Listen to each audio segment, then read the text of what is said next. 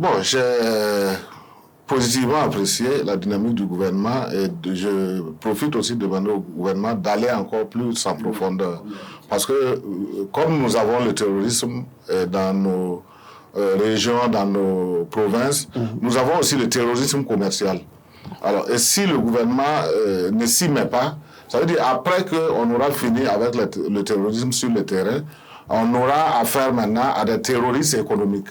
Alors, sinon, par exemple, j'aurais appris que des motos, le prix de certaines motos a augmenté de 200 000 francs. Alors, je ne peux pas comprendre un commerçant qui a l'habitude de vendre sa moto à 500 000, alors pour une situation donnée, saute de 500 000 à 200 000 francs. Tout ça, c'est par manque de contrôle et manque de rigueur. Souvent, il y a des contrôles, mais il n'y a pas de rigueur. Il y a des contrôleurs qui arrivent dans des endroits et qui prennent des miettes, ils mettent dans leur poche, ils partent. Ils s'en foutent de la vie de la population, du consommateur. Vous prenez dans le riz, il y a ça, et dans l'huile, il y a ça. Dans presque tous les produits que nous demandons par jour, il y a ce terrorisme commercial-là. Mais l'État est le mieux placé pour savoir à quel prix les commerçants obtiennent les motos, par exemple, en Chine. À quel prix les commerçants obtiennent, par exemple, le riz en Chine ou ailleurs. Alors, et savoir combien de taxes l'État même met sur les prix là. Et par rapport à ça, l'État peut savoir à quel prix de vente on peut vendre telle chose.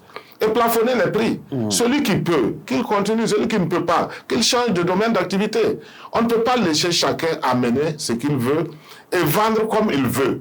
Ça, on va appeler ça terrorisme. Parce qu'actuellement, c'est ce genre de comportement qui nourrissent les terroristes qui sont hors de Ouaga. Donc je me dis, l'État doit mettre la rigueur, forcer, rentrer dedans. Et comme le président Ibé a décidé même de construire des façoyards, si vous voyez que par exemple les commerçants amènent le riz et qu'ils ne peuvent pas alléger les prix, alors si ce n'est pas les taxes de l'État qui les amènent là, si c'est eux qui cherchent un gros bénéfice, alors qu'on prenne le monopole du riz, remettre à l'État pour qu'on puisse fournir à la pauvre population là au moins pour se nourrir.